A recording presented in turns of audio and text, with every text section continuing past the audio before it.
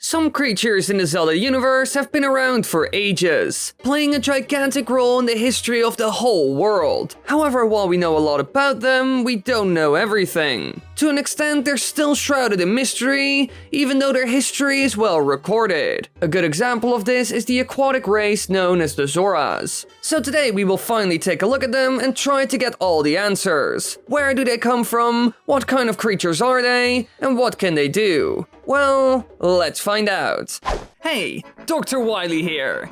I got a great announcement! The Dr.Wily Discord server is officially revived. From next week onward, we will do trivia games every week on the server, as well as a big hangout call every month called H-Fest. And of course, I will host these. The trivia game will be every Thursday and H-Fest on the last Wednesday of the month, both at 9 PM Central European Time. So join now and be sure to not mute the server so you won't miss it. The link to it can be found in the description and at the top of the comment section.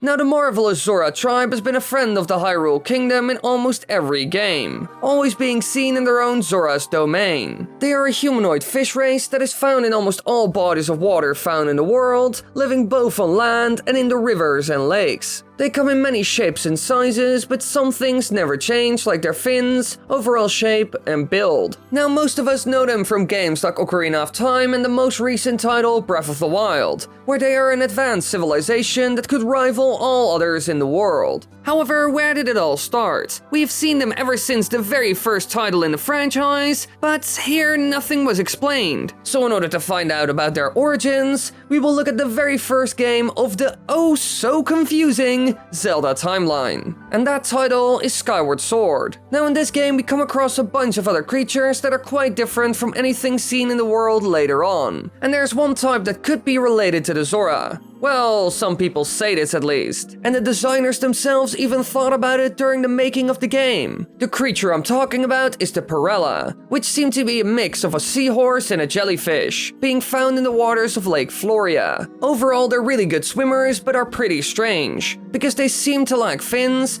and also don't have any bones because they're invertebrates. They are separated from the rest of the world and rarely leave the place where they live. But they are curious about what lies in Faron Woods. And just like the Zora, they serve a deity. In Skyward Sword, he is known as the water dragon Faron, being protected by her guardianship over the province. Now, as we can see, these creatures are incredibly different from the water-based humanoids seen later on in the series. One thing that's already really strange is that they have no bones, which would make it very unlikely that they are related to the Zoras. However, during development, they wanted to make some sort of connection between them, but nothing too obvious. Because according to Hyrule Historia, they were originally going to closely resemble the Zoras. But in the end, designers were told to go with a more primitive design, and the idea was rejected. So they don't look like each other at all. However, it could be that there's a connection between the Zora and these primitive creatures, although biologically it seems quite unlikely. So if this possibly being one of the options, we will have to look for more answers. When going through the other creatures found in Skyward Sword, we don't really see anything interesting, to be honest. The only option we have is the Perella.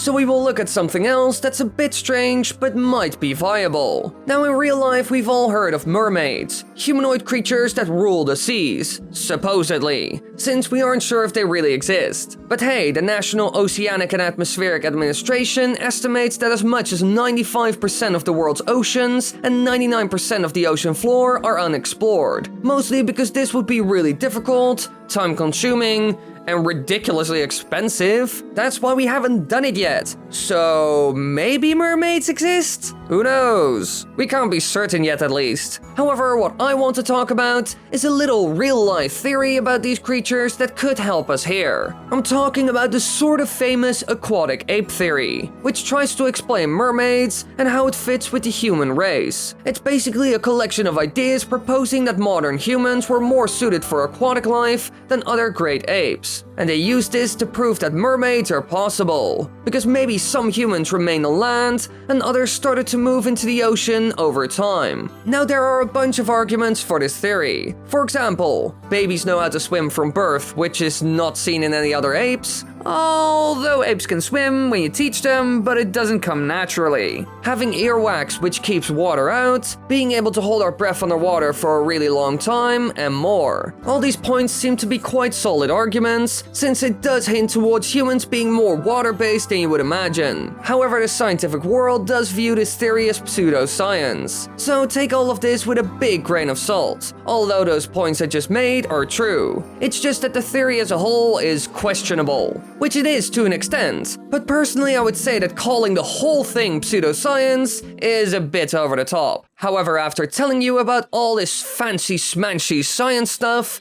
we can finally get back to the world of the Zoras. Because while it might be that this theory is baloney in the real world, it could work for the odd Zelda universe. The Hylians and other humanoid races also have wonderful abilities that really help them underwater. So maybe some of them started to live by the sea and slowly but surely transformed into the Zora race. They are still very similar to a human after all and use spears a lot, which fishers also use. In Breath of the Wild, we already see a place that would fit this perfectly. Lurlin Village, which is filled with fishers. The inhabitants are Hylians, and many make a living as humble fishermen, with their economy primarily geared towards this. And they even have contact with the Zoras. But that's a story for another day. However, all of this shows us that this could possibly work. Maybe the Zora didn't originate from the weird horse and jellyfish beings seen in Skyward Sword, but are actually more closely connected with Hylians, for example. It's an interesting theory at least. And as always, it could be that some god made them this way.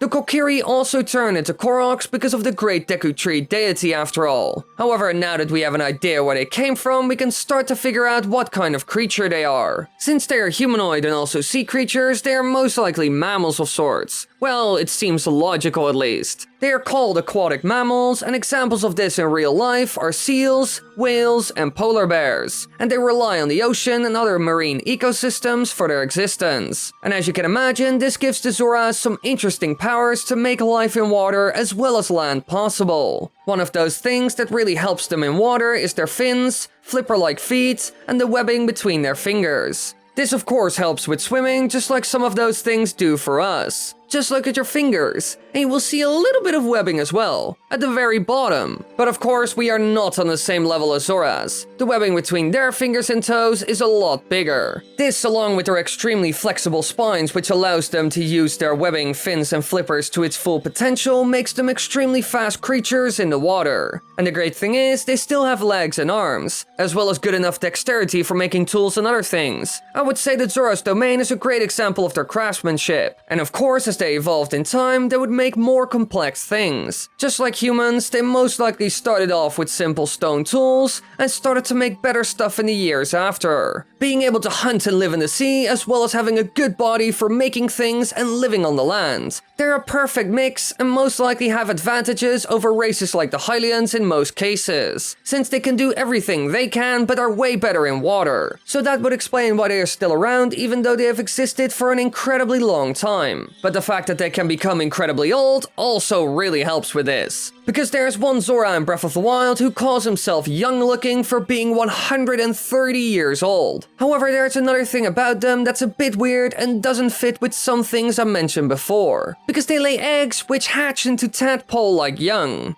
Which mammals don't do. They are known for giving life birth. So, does this make them amphibians or some sort of weird reptiles when it comes to this department? While it is a bit odd, there's actually a group of weirdo mammals that could fit in perfectly. These animals are known as monotremes. One famous creature that fits in this private little club as well is the platypus.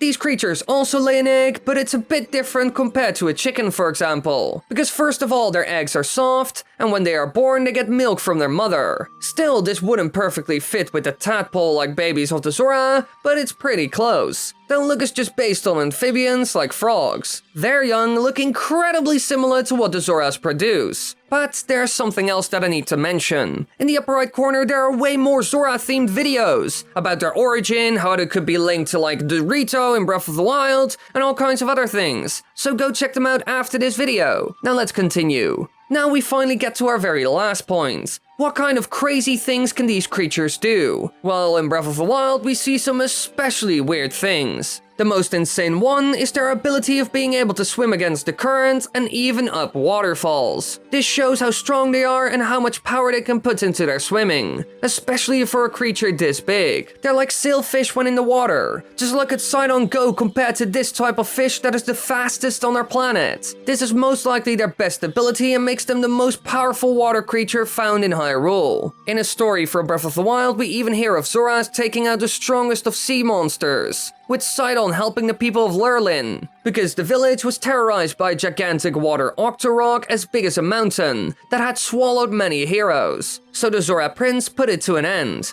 Clearly they are impressive creatures, and for years they have been amazing us in the Zelda games, which they will most likely continue to do for the coming years. And who knows what we will see in the future.